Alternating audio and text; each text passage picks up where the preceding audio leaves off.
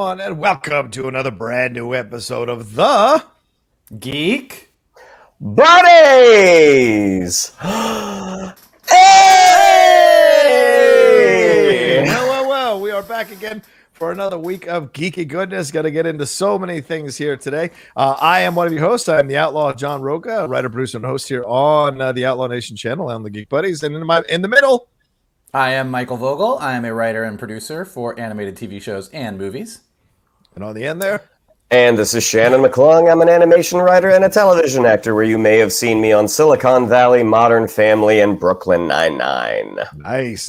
And today we're getting into a number of things. We'll talk about that Venom, Let There Be Carnage trailer, the Green Knight trailer, some Knives Out 2 casting, some Zack Snyder's news, some He-Man news, some He-Man animation stills that have been dropped. And our main topic today, we'll be getting into this idea that Marvel is kind of moving away from the showrunner status and kind of replacing it with a director head writer kind of combo. Interesting stuff that we're going to get into nuances of here as our main topic. For those of you who are new to the show, thank you so much for taking a chance on us here on the Geek Buddies. For those of you coming back, thank you very much for staying on the Geek Buddies train. The way it works is each of us presents a geek news item. There's three of them. Then we take a little bit of a break and then jump into our main topic. So who's got the first one today? Whew. I think that's me, right? Yeah, I think it is you. Go! Okay. Trailers. So we had two very different trailers dropped this week. The first one, which I'm sure everyone saw at the beginning of the week, was the first look at Venom, Let There Be Carnage, directed by Andy Serkis, the continuing adventures of Eddie Brock. This movie was supposed to come out last year originally, and as with all things quarantine, it got pushed. There was a lot of mixed response from the first Venom film. Mm-hmm. A lot of people were excited to see this sort of beloved anti-hero from Marvel Comics finally make his big screen debut. And then when they got it, at least for the Marvel folks, the comic book folks, there was sort of a whereas the regular movie-going audience seemed to really respond to it because it did very, very well. And it even had a little teaser at the end showing Woody Harrelson as Cletus Cassidy, knowing that we were going to get Carnage in the sequel. So now we've seen people heard that Andy Serkis was directing this, like, oh, maybe he's going to come in and right the ship. Based off of this trailer, it seems like, other than getting Woody Harrelson a much better wig, it looks like we're getting more of the same. I have some thoughts about the trailer in general and where the movie could go, but gentlemen, I would love to hear your thoughts first. Mikey? I mean, you did a trailer response reaction, didn't you, Johnny? I want to hear from you first. Here's my response to it. Definitely, you're right. Right off the bat, we're like, oh, so they're not walking away from the humor and the awkward humor that you see here and the weird voice and all of that. They're not walking away from that. Mrs. Chen is in this thing. And we get, Cletus with a better haircut, but we also get Shriek. It was nice to see Naomi Harris just for some snippets, not just teasing it that she's going to be a part of this thing, but there's no real plot that I saw other than Carnage is coming after Venom for whatever reason to prove a point once again. And this is standard comic book stuff. The villain breaks out to prove a point about how society is messed up and the world needs to go away. And they go after the hero to prove the point. So that seemed to be the overall but I liked some of the shot. I love the shot of Carnage in full Carnage. That was a great shot. I think there's some good shots in here. So certainly Serkis knows where to place the camera. Cinematography looked good to me. But overall, I feel like we're just getting the same movie again in terms of the style and the atmosphere and the vibe.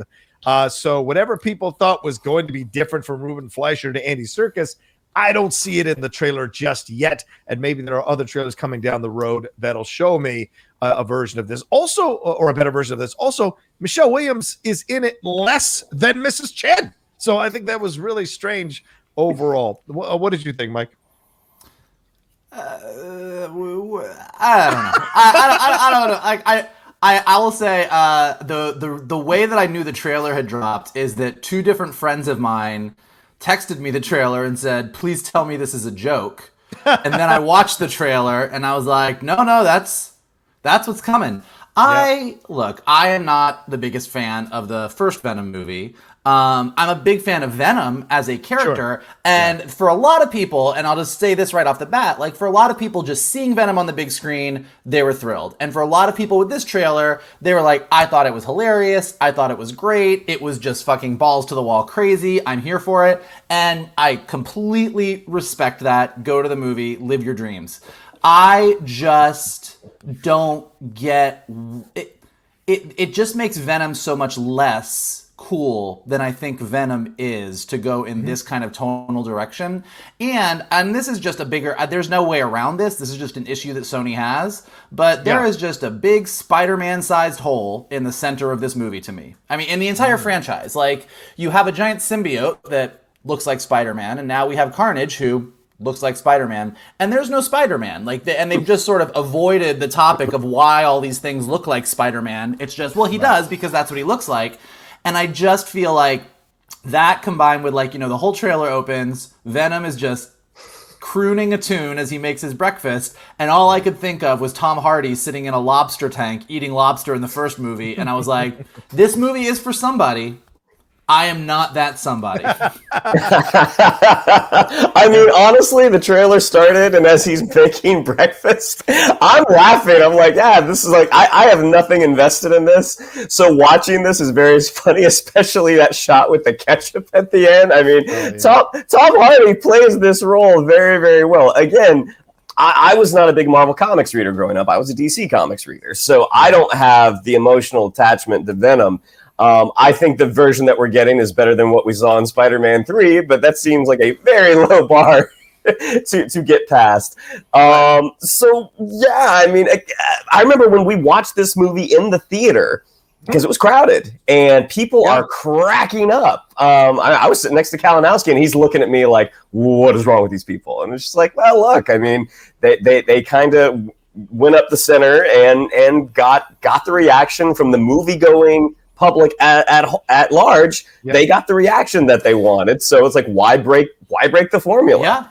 That is true. I mean, I think that, and I think like that there's an inherent issue that, and again, this is a Sony issue, like I don't know how you work around this, but taking a lot of these characters that were Spidey's villains or our antagonists, and in their very first outing, like we did with Venom 1, making them the anti-hero by the end of the movie, to me, it kind of makes them a little less interesting. And again, I am pitching something that is not possible, that was not in the cards for Marvel and Sony, but had you had Tom Hardy as Eddie Brock going up against a Peter Parker, and then he spun off to become an anti-hero, I think there's more of a story there. So I do think like they are sort of hindered by what they are legally allowed to do.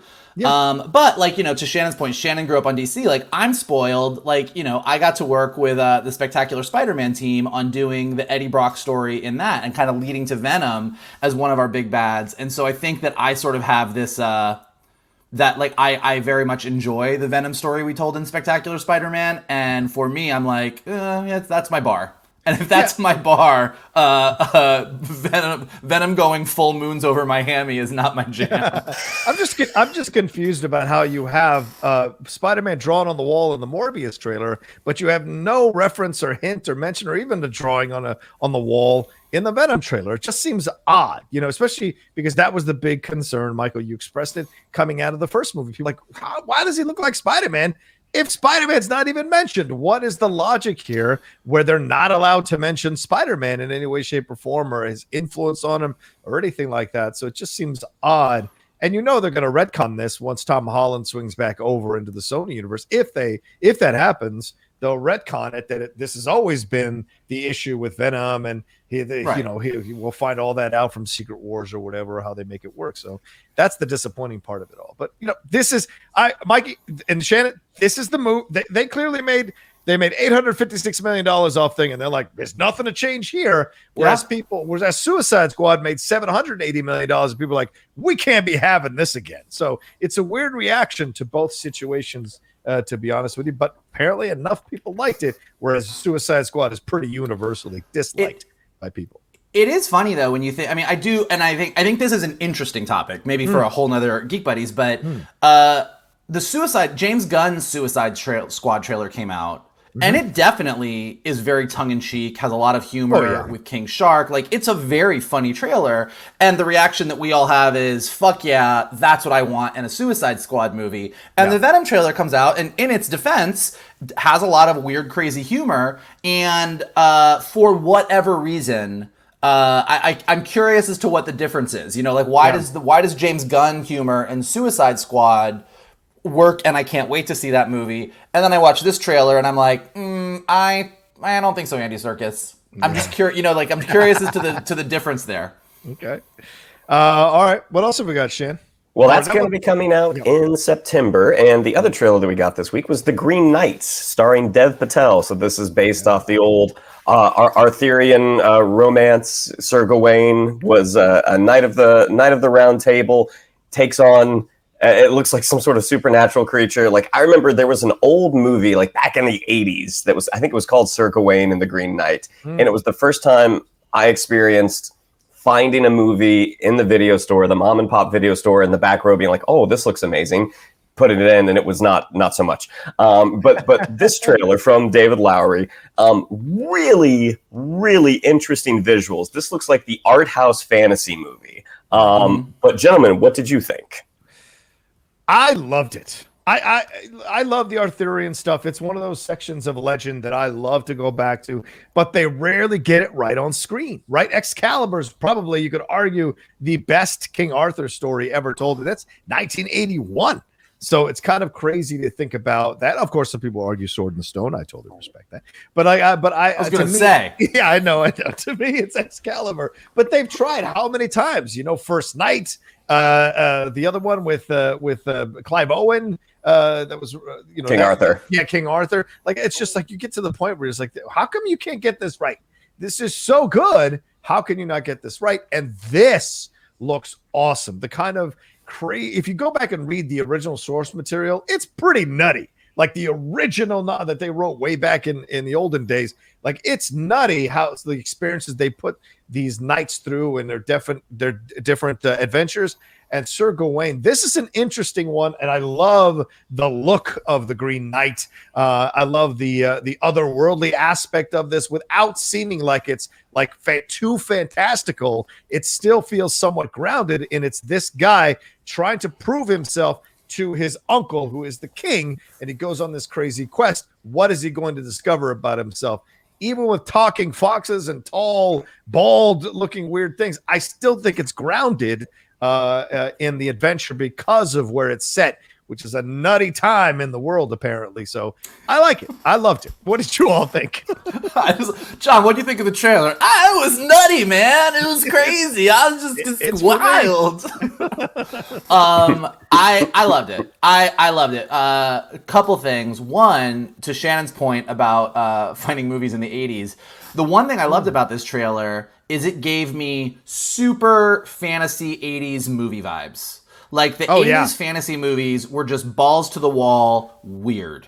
Excalibur being one of them, but, you know, everything from Labyrinth to Dark Crystal to Neverending Story to Krull to everything. Like, the 80s was a time where, like, Star Wars had come out in 77 and had changed cinema forever, and everyone else was like, well, fuck, man, I guess people are into the weird shit, and we got a bunch of weird shit. And those were the movies that we kind of all grew up on. And so seeing this trailer that was just super out there, I was like, I don't know what the fuck this is, but I am in. And it also, to your point, Johnny, about all of the versions of movies that deal with King Arthur and Camelot and Excalibur and Once and Future King as sort of the source material, I think that where a lot of them made mistakes was they kept trying to ground it and get rid of the sorcery and get rid of the weirder stuff and get rid of the magic. And said, let's tell a very human story about Arthur and Lancelot and Guinevere. And this is like, no, dude, it's a talking tree and a talking fox and some giant bald people, and you're on for the ride.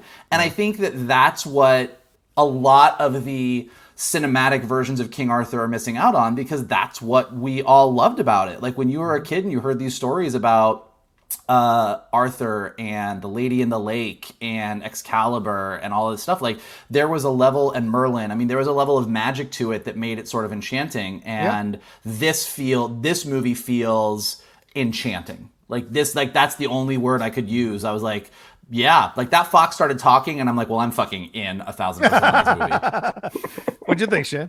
You know, when we saw the first trailer for this that came out over a year ago, and it was a teaser, it reminded me of the Fassbender Macbeth movie. I'm like, this looks super artsy, Great point. which I don't necessarily think is a bad thing. It's neither a good thing nor a bad thing. I'm just like, oh, this looks very upper crust. But then watching this one, it still has that flavor. It still has that kind of very artistic imagery. But at the same time, you're getting more of those fantastical elements. You know, the tree, the fox. It looks super fun. And in a summer where we're going to be getting a glut of movies, I think this one will probably stand out a little bit because it's just different enough. It seems like they also spent money on this one too, and the fact that A24 did not sell this to Amazon or to Netflix, or they clearly think this is a film that deserves a film release and maybe consideration for Oscars or whatever. So they want people to see it on screen and spent some money on it. Also, Shannon, Gawain and the Green Knight is from 1973. I think that's the one you watched growing up. Man. Gawain was Murray Head, who sings the song One Night at Bangkok. It's a weird little world. Oh my gosh. World. He's got a red Dutch boy wig on. I mean, yes, that's it. That's nutty, man. It's nutty. Nutty, man. It was one of the first movies I watched that, just because it's on screen doesn't mean it's good. Right. It just ends. Right on. But before we move on, we do have some Knives 2 when is news. Gawain coming out? When is Green Knight coming out? July 30th. Yeah, July 30th. Get on. But before, I know we're already behind, but we do have some quick Knives 2 casting news that Dave Bautista, Ed Norton, and Janelle Monáe have all joined Daniel Craig in Greece filming Knives Out 2. So curious to see who else is going to be signing on for this movie. I still wish it was going to be in the big screen, but I understand the dollars and signs, the dollar signs in in the Netflix deal. Yeah, but, what was it? Gentlemen, 400? Was it 450 million that they paid? Or? Yeah, for part 2 and part 3. Yep. Yeah. Crazy amount of money. But what do we think of the expanding cast of Knives Out 2? Mikey? I mean, I would have been excited with none of this news. I just recently rewatched Knives Out, and it's just such a fantastic movie. It's so great. It's so funny.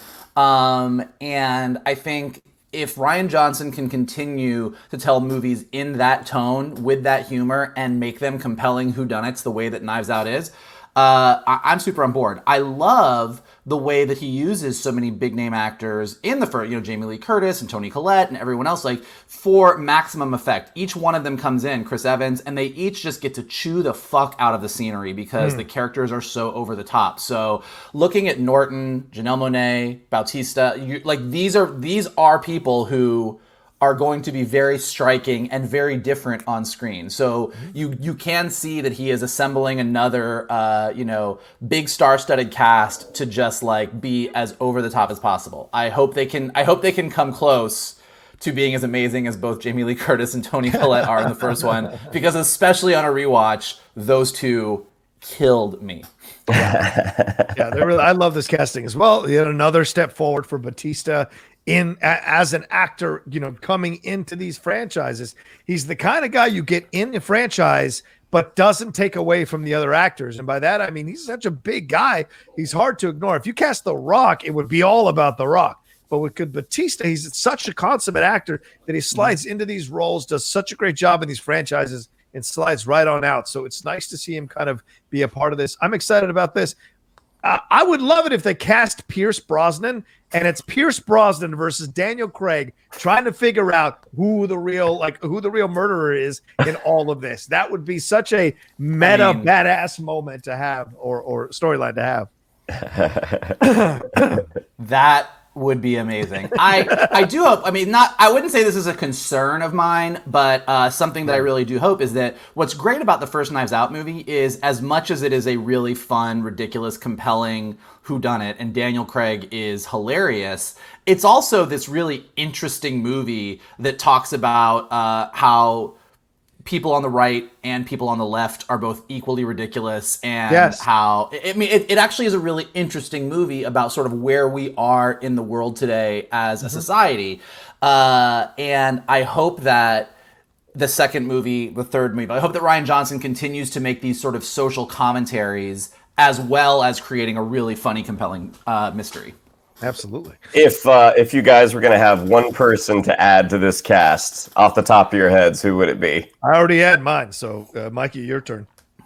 Ooh, Sally Field. Just because.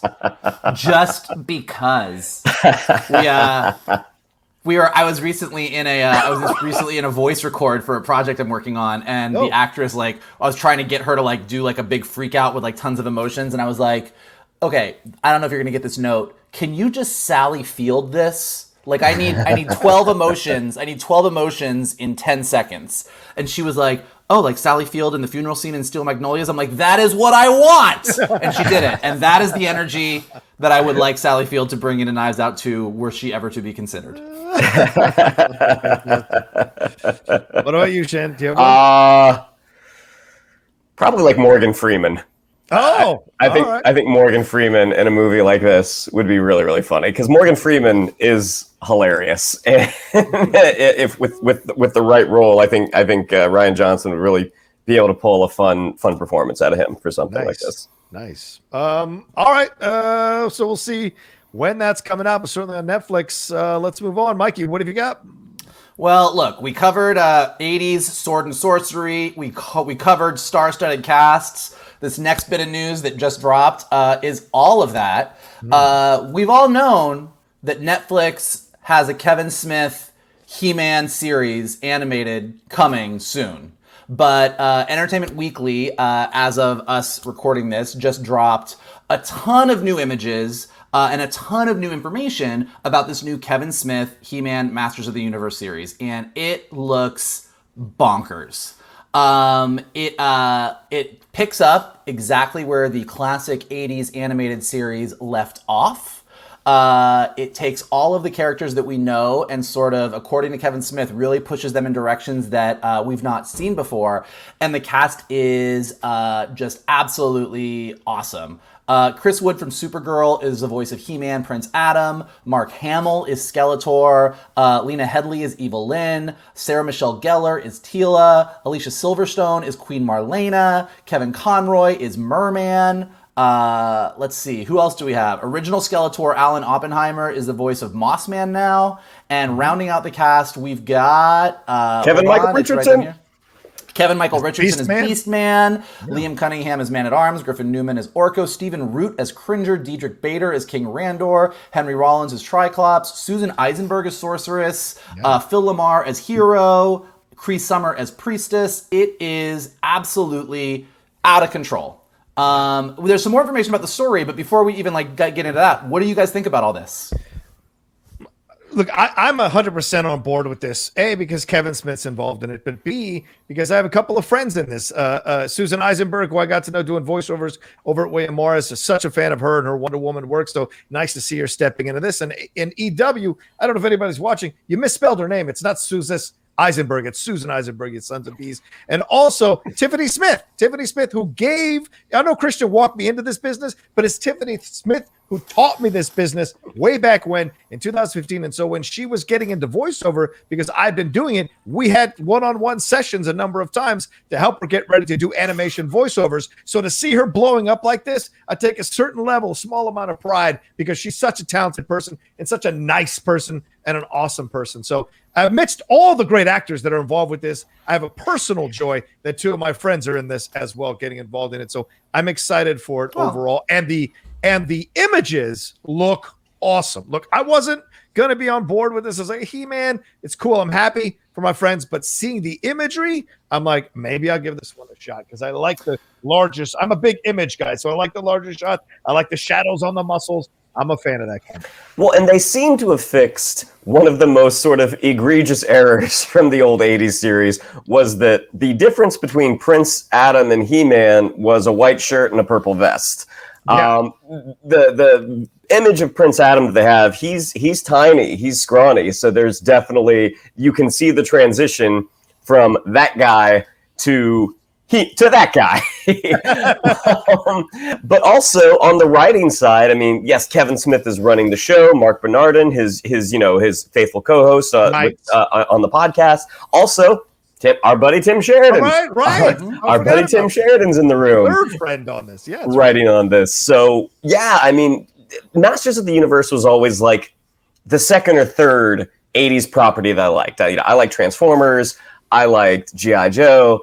And then Masters of the Universe was kind of third. And then looking at these images and the quotes that Kevin Smith has, it's like, we want to take this world. Don't change anything about the world. Don't make fun of it. Don't wink at it. Like treat it like Shakespeare. Yeah. Take these larger than life characters, but talk about real human problems and real human challenges. I'm like, oh, that's such an interesting way to attack this property. And knowing that Noah Centineo is no longer playing He-Man in the live action version, it looks like this is the one that's going to be the first of the races.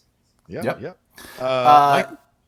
He-Man was my first, near and dear to my heart. Like, it was the first 80s show I fell in love with. It's the first 80s sort of toys, action figures that I was obsessed with. Good chance it made me gay. Let's just put that out there. It's a high likelihood.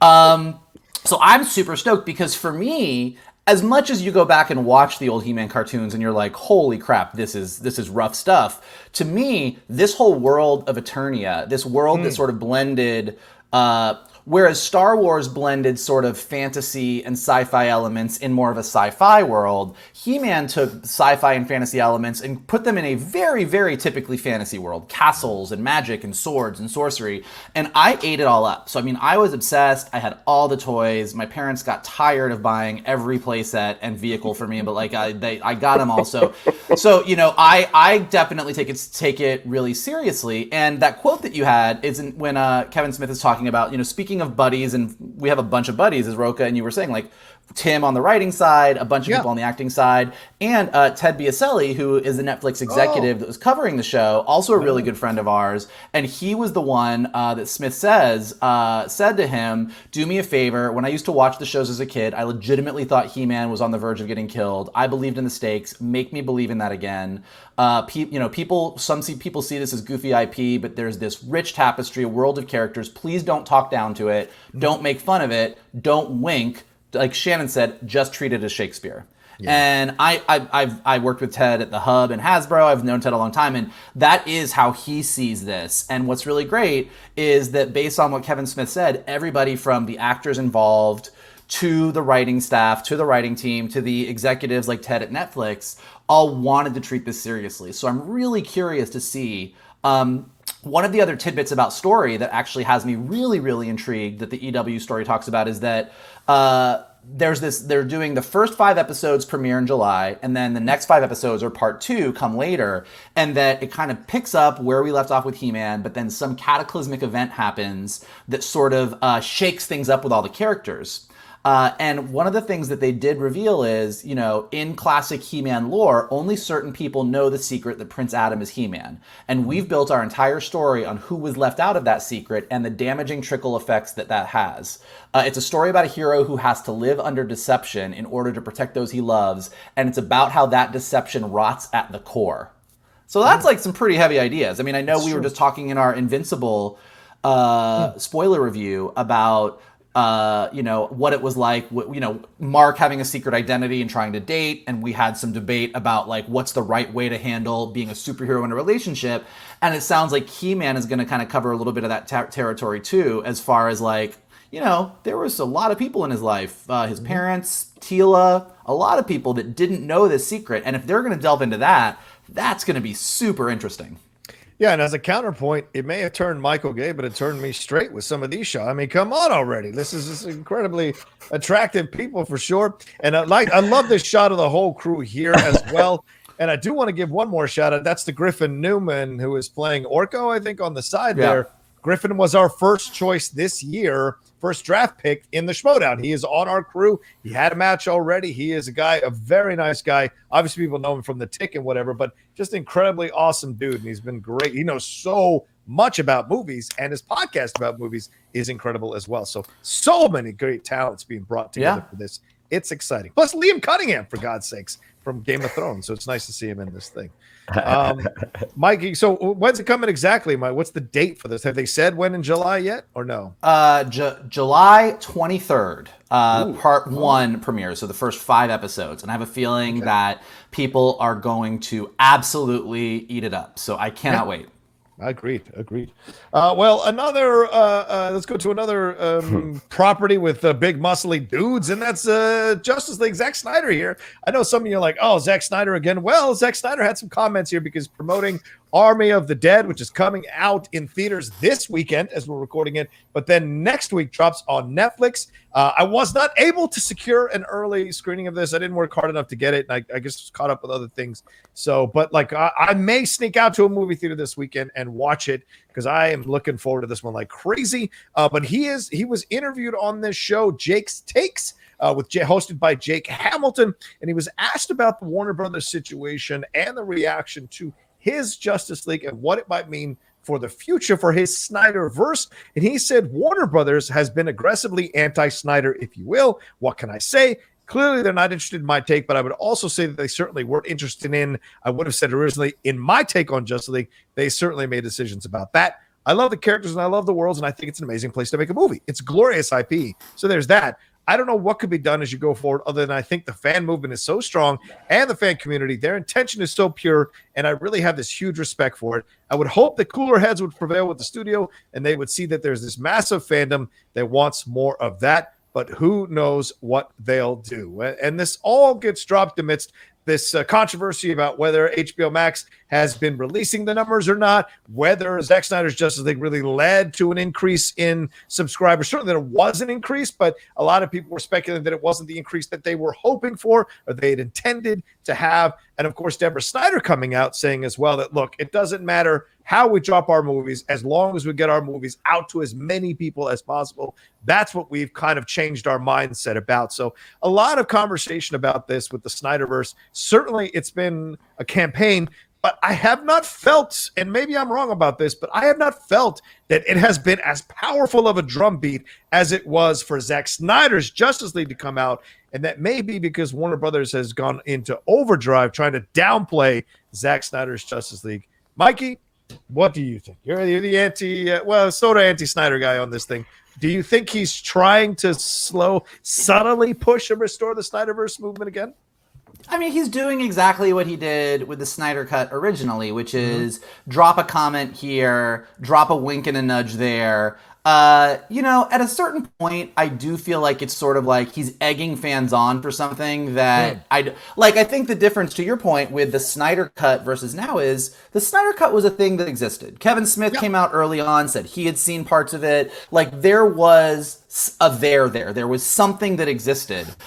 This Snyder Universe thing is more of like hey, we want you, Warner Brothers, to give Zack Snyder to give Zack the keys to the kingdom again, and we want to see his whole universe. We want you to pay millions of dollars in multiple movies to see this thing completed, and you're just kind of like where does this end really? Like where with the Justice League movie, there was this movie was going into production, some shit went down, everybody agrees that what we got wasn't good. Wouldn't it be great to see what it was originally meant to be? And so that was something that, whether you agreed with it, which you did, or you didn't agree with it, which I did, there was an end goal there. There was let's let this actual movie as it was meant to be come out.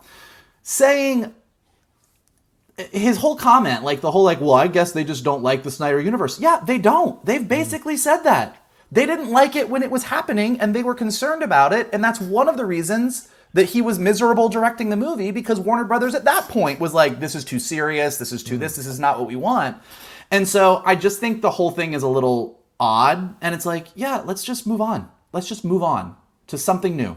Okay. What side are you on this, Shannon? Because the studio side's been very clear about it. And Sarnoff doing that interview Monday morning about after the Snyder cut had been released. Then they dropped that 4K trailer of Joss Whedon's Justice League, and it's like, dude, Joss Whedon is pretty much persona non grata. What are you doing? So it seems, and of course, they still keep the characters from the Snyderverse, though, right? Momoa is still Aquaman. Gal Gadot's still Wonder Woman. There are a number of people that are still involved in this Snyderverse, and that new Batman trailer certainly feels as dark as anything Snyder was going to do.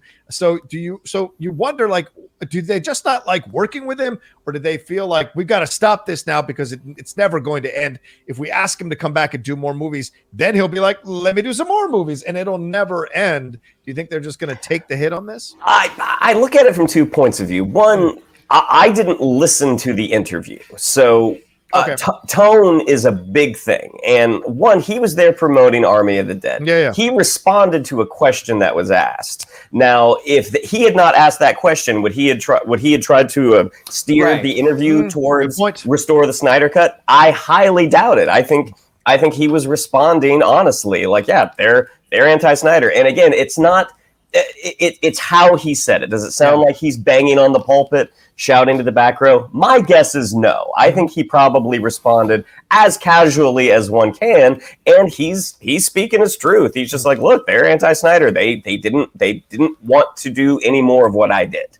I would love to do more, but it doesn't. Hold on.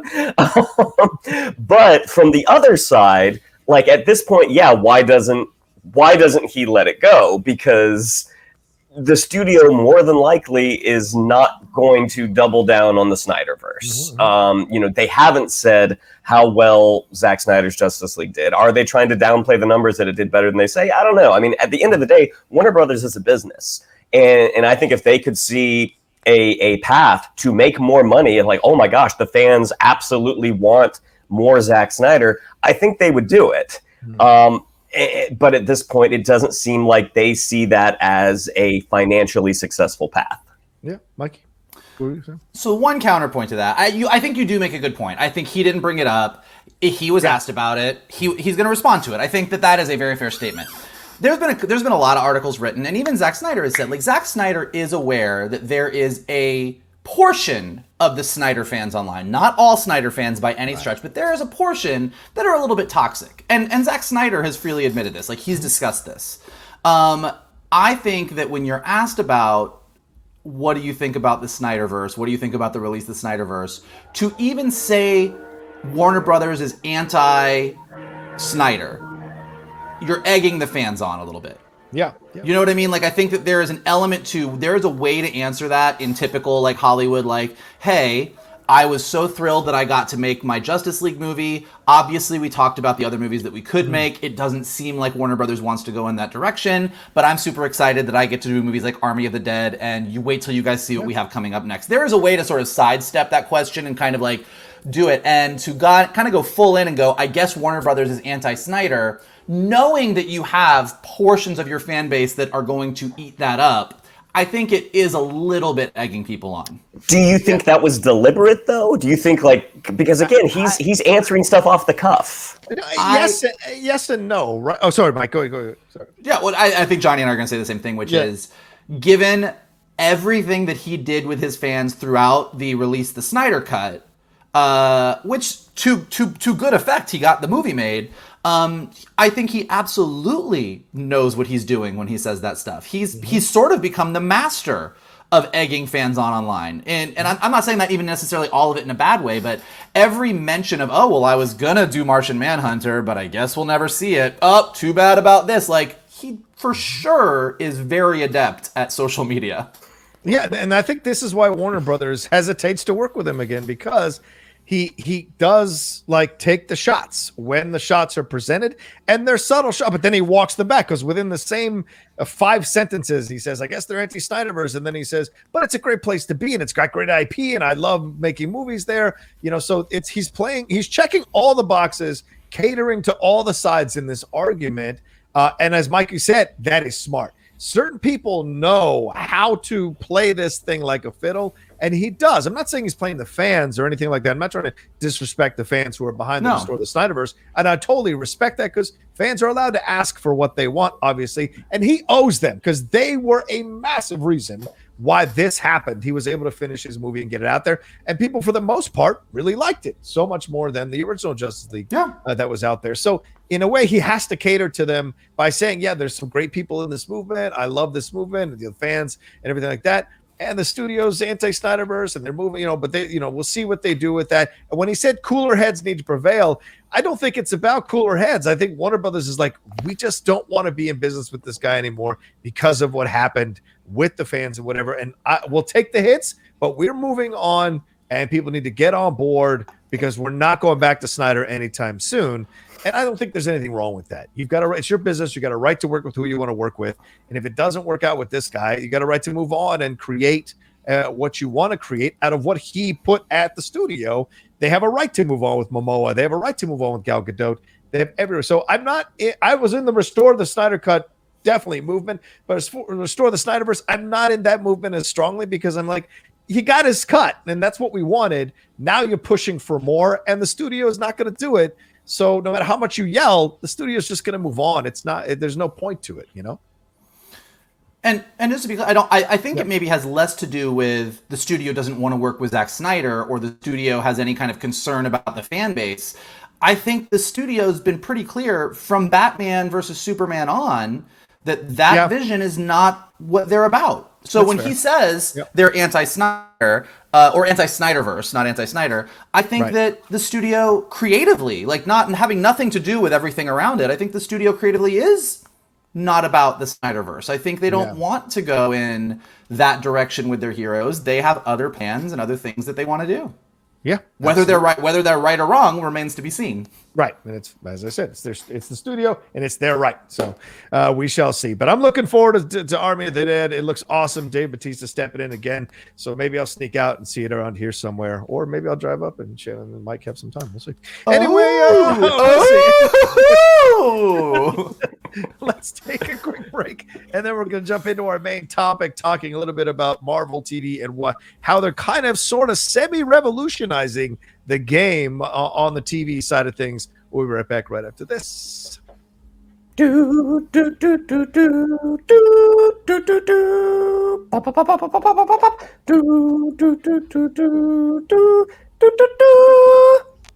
good. That was good. I like that one. Did you choose Justice League at the last minute, or was that your plan all along? That was Marvel. That was Marvel. Alan Silvestri. What was that? Wow. Hand your card in, sir. Listen, I don't know that I dig on these. I don't know about that one. It's literally what I did like a week or two ago. It is the exact same thing. I liked it a week ago. It sounded a little bit like the beginning to Justice League Unlimited. We're gonna put it up. We're gonna listen to it. We're gonna see. Okay. That's Justice League. That's not Marvel. Right. Well, that's clearly so different from what you just did. So it's early. It's early. my pipes ain't warmed up.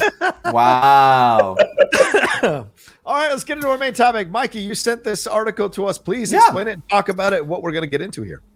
Yeah, well, so Variety recently had an article about Marvel Studios and Disney Plus and all of the series that they're doing, and how Marvel is doing things a little bit differently on the TV side than most other people do. And that is the fact that they don't use showrunners. So, for people that aren't necessarily completely entrenched in the entertainment industry, TV shows have showrunners. It's like it's not your head. It's a bigger than your head writer. It's a writer that kind of runs the entire ship. Like they're making all the creative decisions on the show. They're kind of calling all the shots. The Ryan Murphys of the world, the Shonda Rhimes of the world. Those names that you've heard that that get big deals at Netflix. Like they are showrunners. Like Shonda Rhimes was the showrunner of Scandal or Grey's Anatomy. Ryan Murphy was the showrunner of Glee. So these are the people that are like the creative voices that are directing the ship and doing it. And when you are a writer on the TV side of things, like that's your ultimate, what you want. You want to showrun a series. You want to be the big boss that's kind of, this is my vision. This is where I'm going. This is what I'm doing. Now, Marvel, starting with when Comic-Con a few years back, the last Comic-Con that we all remember from the days of yore. 85 years ago. And it's been so long. When Kevin Feige came out, and at least the way the Daily Variety article kicks off, they kind of reveal that when he came out and was announcing the creative teams for all the Marvel shows, he very specifically did not use the term showrunner. He used the term head writer. And that in the terms of Marvel, whether it be Jack Schaefer, whether it be Malcolm Spellman on Falcon Winter Soldier, they are referred to as the head writers, not showrunners. They don't have that showrunner role. And the reason that the article kind of goes into in more detail that they're not doing that is because they're treating these, as Kevin Feige said, even if it's a TV series that's 9 episodes or 6 episodes, they're still using sort of the movie format. And on the movie side, the director tends to be the big voice, as we all know, whether it is a Zack Snyder film or a Spielberg film or a Nora Ephron film, or pick any director. In the world of movies, the director kind of calls all the shots over the writer. And so on these Marvel TV series, the directors on the shows are kind of given a little bit of an equal weight with the head writer. And then, of course, you have Kevin Feige and Marvel executives who are kind of acting as the big creative stewards and showrunners who are making a lot of those big decisions because all of these TV shows sort of tie into the bigger Marvel universe. So that is a big difference. And what the Daily Variety article goes into is that that's causing a lot of concern in the industry as far as writers, and people saying that, at some point, this is one of the quotes from the article is, at some point, this is going to bite Marvel in the ass when it comes to recruiting top shelf writer talent. If you're a mid-level writer getting a giant bump to run a Marvel show, that's great. But if you're an experienced showrunner with multiple shows under your belt, are you going to work under those conditions? Probably not. Or another Emmy Award-winning writer who remains nameless in the article says, I'll never work on a TV show for Marvel. They do have a showrunner. It's Kevin Feige. That's fine. I just don't want to work on it. That's all. So it's pretty interesting. Like, if you are into the way that these things get made, it's interesting because on the one hand, you do have a lot of writers and the WGA saying that the way Marvel's doing it is concerning. But on the other hand, I don't think we can argue with the fact that the Marvel shows, at least thus far, with WandaVision and Falcon and Winter Soldier and with Loki coming up and What If and Miss Marvel and everything else that's coming along, they seem to be working. So although it does cause some writers and people in the entertainment community concern, what do you guys think about the way that Marvel is structuring things? And do you think this is smart on their part to try and change the way TV shows are going? Or do you think it's going to bite them in the ass, as one writer said? Sure. I don't think it's going to bite them in the ass at all. I think whoever said that is maybe inflating their own importance a tad. That there are a lot of writers. There's a lot of good writers. And they don't necessarily need the person that has showrun 12 series. They probably don't want that because, as the one source pointed out, the showrunner is Kevin Feige. I mean, if you watch the end credits for a television show, there's no showrunner credit. Yeah, that's true. It's a title. I mean, most showrunners are executive producers. And they also write episodes of the show. So for the Writers Guild to get involved, it's just like, what's your argument here? Like, there's no precedent for this, at least from my point of view. Now, in terms of like whether or not you want to work for Marvel, that's your choice. My guess is that Jack Schaefer and Malcolm Spellman are enjoying quite a few meetings because of how their products turned out. And like you can argue that maybe WandaVision turned out a little bit better than Falcon and Winter Soldier, but I guarantee you Malcolm Spellman, along with potentially writing Captain America 4, my guess is he's getting a lot of calls right now. Mm-hmm. So I think this is kind of, these sources are kind of saying something from a place of fear, that there is this very successful entity that dictates how they have to do it, and they don't want to do it. And this entity is like, great, someone else will. Yeah. Yeah, I mean, I'm not a writer. You guys both have written on shows, Mikey, show run shows, or what have you, and so I don't have the experience you gentlemen do have in the trenches doing this kind of thing. But on the outside looking in, to me, this is the natural order of things. Progress. The only constant in life is change and progress. And in their minds, Kevin Feige is the essential showrunner and movie runner of the entire universe.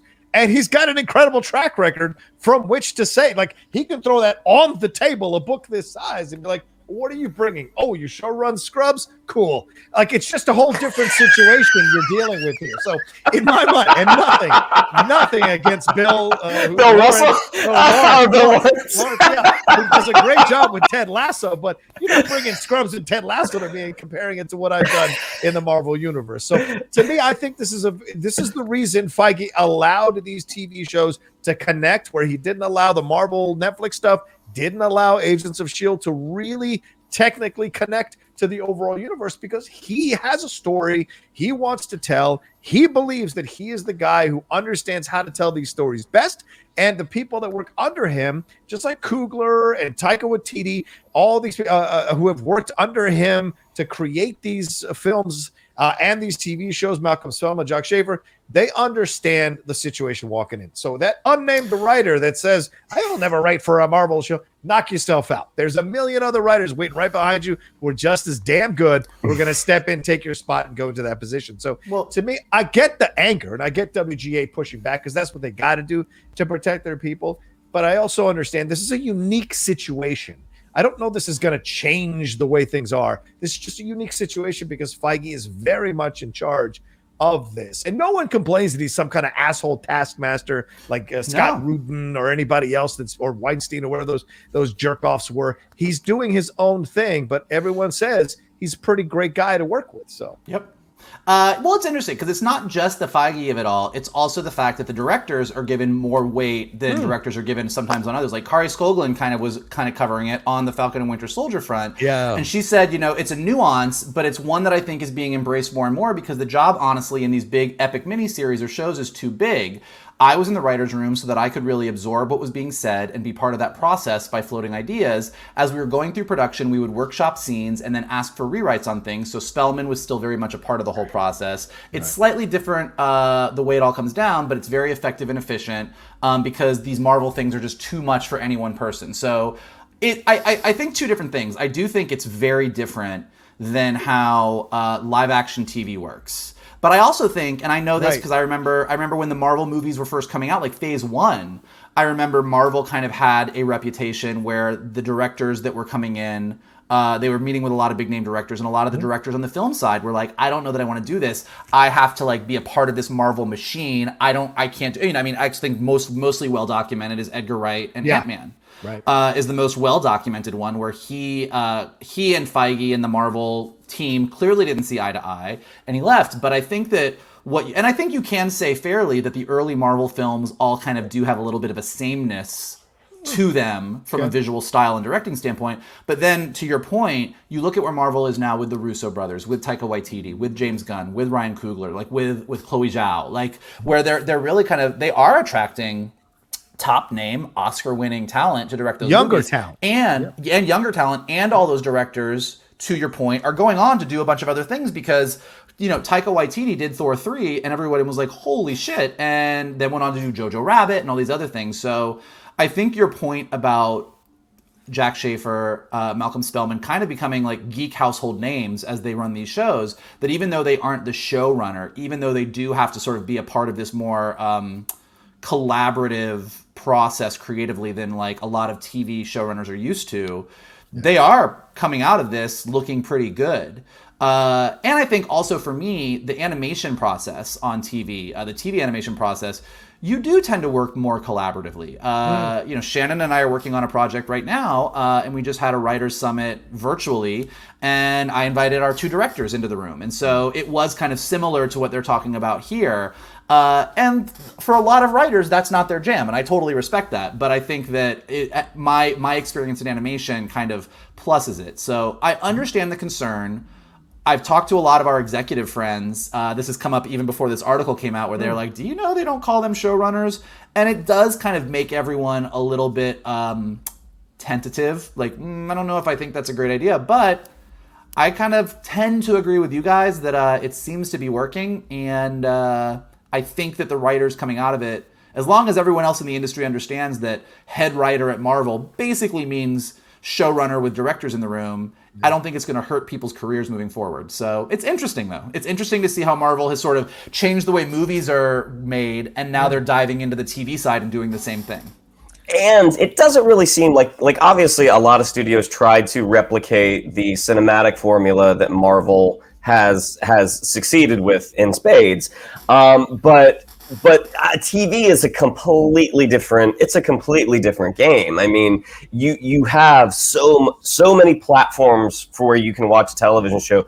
Like the closest that I think you can compare it to is the CW DC shows, and their Berlanti is kind of the guy, but with network, you're producing so much more. What Marvel is doing, they are basically making one big 6-hour movie, and they're having the same director. Like in a normal television environment, you have a different director every week, and I mean, Kalinowski is working on a show right now, and he and I were having a conversation yesterday. He's like, wow, he's like, the directors, they kind of treat them like just another actor. I mean, you have the small trailer. You're there for 5 days, you're there for 8 days, and then you're on to another thing. I mean, a lot of times the directors are kind of for broadcast TV are kind of hired guns, and movies are where the director can really. That's the director's medium. Television has always been the writer's medium, but what Feige and Marvel are doing isn't normal television. I mean, it's something completely different. That's an excellent point. They're bringing the movie making approach to television, but it's because these are the kind of television shows they want to do. You know, go back to my earlier point. That's what makes it unique. So people bristling at it who are outside of the Marvel thing, I understand the bristling because there's a provinciality between writers and directors, and ne'er the twain shall meet sometimes. And I get it. Directors sometimes like being hired guns. I don't want to take responsibility for the overall story. I'm going to get this job, make my money, roll on out to the next show, make my money there. I totally get that. But there are directors, as Michael stated, there are directors and writers who actually want to be collaborative, who actually want to work together so they can take pride about the overall vision, you know, and the showrunner gets so much credit. If you're kind of having a couple of people involved in this, it allows the credit to be shared and people feel more of an ownership of the overall product. And I don't think that's a negative, to be honest with you. But that being said, both WandaVision and Falcon and Winter Soldier both felt a little bit at the end like a letdown for some people. So do we think the showrunner aspect of this all, maybe having that missing, was a reason for them not 100% sticking that landing on both of these shows? Is that a possibility, an indirect result of this decision? Or am I off base? I think that you're not off base, that people seemed a little bit let down by those final few episodes. I don't know that that's a showrunner issue, because kind of to Shannon's point, what Marvel is getting by bringing the director up and getting rid of that showrunner level and having a head writer is you're creating this creative team that is making the movie, basically, in the way that they're looking at it. I think that Marvel might have an issue with landing that third act in your movie kind of action sequence in a big, compelling way, and they haven't quite gotten there yet, and maybe with Loki they will, we'll see. But if you had, to Shannon's point, if you just had a director of the week each week, I don't think that would have solved for that problem. I agree. Think you still would have had, like, this is what the ending of WandaVision is, like it or not. And I think also, and I think Shannon has brought this up a few times, I think you both have brought this up, you know, both Falcon and Winter Soldier and WandaVision, particularly when you watch the Falcon and Winter Soldier assembled behind the scenes thing on Disney Plus that they dropped, they both suffered from COVID. Yeah. You know, like I'm not saying that the endings of both of those shows would have been drastically different and everybody would have been satisfied had there not been a pandemic, but both shows definitely took some hits for the pandemic. And so it's not until we get to sort of Miss Marvel and Moon Knight and this next batch of Marvel shows that we're going to see, okay, well, do they stick the landing? And so it'll be interesting.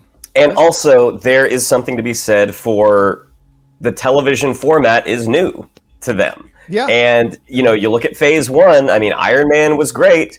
Iron Man 2, not so much.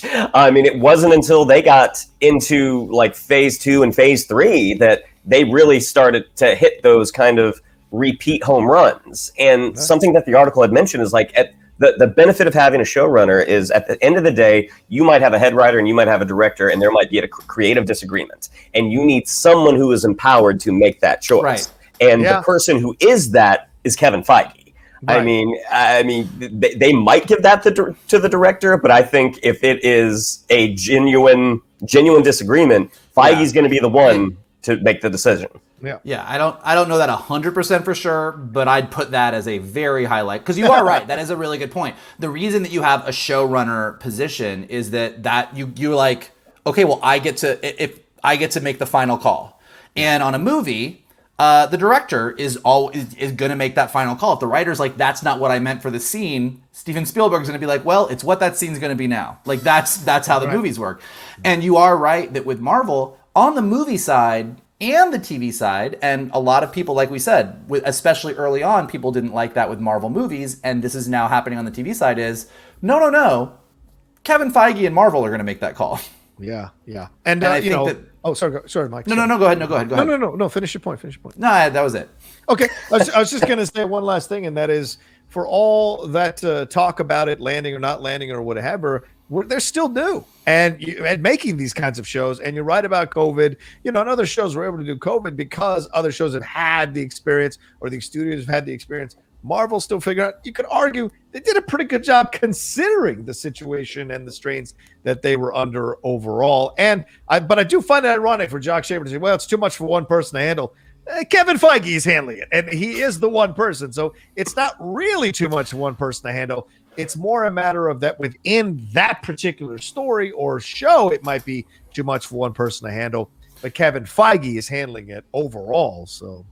But there is, yes, that is 100% true. But I think the reason Kevin Feige handles it is because he surrounds himself with the Waititis and the Russos and the Guns and the Scoblins and the Spellmans and the Schaefers. And so I think, you do want that good creative team around you. But, and the final thing I'll say about this, because I know we're wrapping up, I do think where I do agree with the Marvel strategy, and kind of Shannon talking about the CW shows makes me think about this, is, look, I think, and I think Superman and Lois does a better job with this, and I think the network shows are catching up, but... the action sequences in a broadcast superhero show are not the highlight of the show.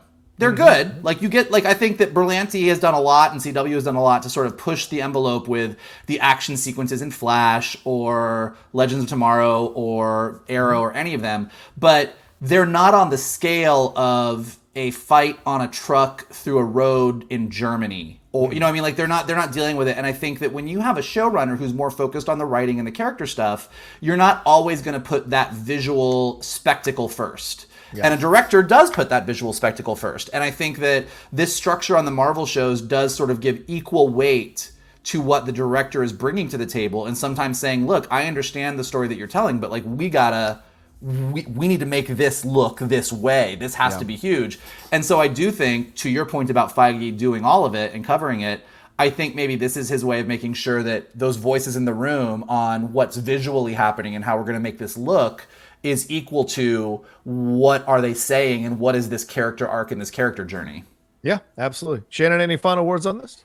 No. I'm still a burgeoning writer. I would love to work on a Marvel show. If you could be head writer on one Marvel property, what would it be? It's already done. Something unannounced, I'm assuming, right? Sure. I'd be probably Young Avengers. Yeah. I know you didn't ask me, but I would take... that was to both of you. That was an open question. No, Moon Knight's already being done. That would have been my choice, so I'm excited for that overall. But I would go the other route with Shannon. I would go New Avengers. I loved New Avengers and would enjoy getting my hands on New Avengers and playing around with that lineup as well. For sure. It was always at the end of Comic-Con, I always went and bought whatever New Avengers compilations in hardback that were available there at the far end of the San Diego Convention Center. That was the cheapest you could find it. I know we got 1 minute, 2 news stories. Brooks, we're recording this. Sometimes we don't get to cover it real quick. Let's get some real quick thoughts, real quick second thoughts. Disney Jungle Cruise is now going to be released on July 30th, both on in the John froze! Premiere accent. Announced that The Rock did. Thoughts? You froze there at the end. So is there aside from it? July 30th, Disney Plus and theaters at the same time. Yeah. Thoughts are they just announced it July 30th, 2021. I will be watching it in the theaters first, If it's really good, then I will maybe get it on Disney Plus. All right. I definitely want to see that. I definitely want to see that one in theaters. Also, I'm just excited to go to theaters. So, like, I will go see most of these movies that are coming out in the theater, and then I will go watch it on Disney Plus if I liked it. But I know that I'm in the minority here, but I'm excited for Jungle Cruise. I think it looks like a blast. I do too. It's The Rock, so I'm excited to see it any way I can get it. So I'm excited to see them, and I like that this we're going back to the theaters. People going back to theaters. And one last thing, EW dropped the first look at Henry Golding as Snake. There it is, doing his thing for the GI Joe universe. You want to talk? Look at this. Look at this. Look, and then here we go, right here. Look at this one, right there. Look at that sweetness overall. So I like the look. I like the aspect of it. What do you guys? Well, Snake Eyes wears a mask. Oh, how dare you! How dare you! How dare you! Listen, I am open to a new interpretation on Snake Eyes. I will say that, like, the thing that made Snake Eyes so cool was the fact that we never did see his face or hear him, and obviously I want to see Henry Golding's face. It is a gorgeous face. So I'm curious to see. Hasbro / Paramount has not had the biggest success with G.I. Joe. Having worked on G.I. Joe Renegades with Hasbro, I have a lot of opinions on Hasbro's thoughts on G.I. Joe, so I am curious to see where this goes. And that last picture, John, that was Andrew Koji, right? Yes, Andrew Koji. Yeah. Sorry, just pictures from Snake Eyes G.I. Joe Origins, so I just wanted to give a little love to Henry Golding as well, because I'm really becoming a huge Henry Golding fan. So fantastic. Andrew Koji, a Storm Shadow. That's why I will see that movie. Yeah, it looks badass. All right, there you go. Thank you all so much for watching this episode of the Geek Buddies. We got to get out of here. Shannon, what do we got to tell them? Yeah, if you'd like to follow us on social media, on Twitter, it's at @geek_buddies, on Instagram, @the_geek_buddies. If you'd like to follow me on social media, on Twitter, it's at Shannon_McClung, on Instagram, at Shannon the Geek Buddy. If you would like to follow Mr. Vogel, it is at MKToon. If you would like to follow Mr. Rocha, it is at The Rocha Says. Mikey. All right, hit that like button below. Subscribe to Johnny's Outlaw Nation page. Lots of awesome content, including stuff starring us truly. Let us know what you thought in the comments below. Who do you want to see in Knives Out 2? Did He-Man make you gay? Let us know. We want to find out the truth. What else? Let us know. What do you think of this Marvel situation? What do you think of the Marvel structure? Like, let us know in the comments. We love to talk about it. If you're listening to us on Anchor or Spotify or Apple Podcasts, leave us some comments there. Don't forget that you can search for us on any of the podcast channels. Just type in Geek Buddies. You will find us, and then you can take us on the go and listen to us while you run your errands or run around the track, whatever you want to do. And then the best thing that you guys can do is share this video, retweet this video, post it on your Facebook page, text it to your friends. Let's get as many buddies going as possible. It's going to be a party. Absolutely. Don't forget. We got ourselves a little Bad Batch reviews coming up this week as well. Episode 3 dropping. If you have missed our episode 1, episode 2 reviews, Laura Kelly, they're out there for you to watch or listen to. So come in, tune in later on this week, probably this weekend, for episode 3 spoiler review as well. All right, we're out of here. Much love to you. Take care, everybody. Hope you get vaccinated and take care of yourselves. And we'll talk to you next time with another brand new episode of the Geek Buddies. Hey!